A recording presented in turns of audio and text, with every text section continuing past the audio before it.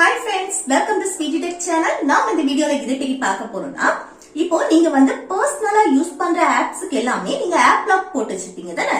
இப்போ இந்த app lock வந்து வேண்டாம், அதை ரிமூவ் பண்ணனும் அப்படினா அதை எப்படி ரிமூவ் பண்றது?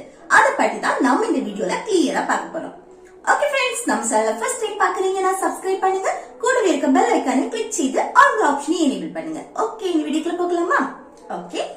ஃபர்ஸ்ட் என்னன்னா, உங்க மொபைல் செட்டிங்ஸ் வந்து ஓபன் செய்திருங்க. ஓபன் செய்துட்டு இதுல வந்து ஆப்ஸ்னு ஒரு ஆப்ஷன் இருக்கு, அத வந்து கிளிக் செய்திருங்க. கிளிக் செய்துட்டு இதுல ஆப் லாக்னு இருக்குல்ல, அத கிளிக் செய்திருங்க. அடுத்து இதுல வந்து உங்க மொபைல் பாஸ்வேர்டை வந்து என்டர் செய்திருங்க.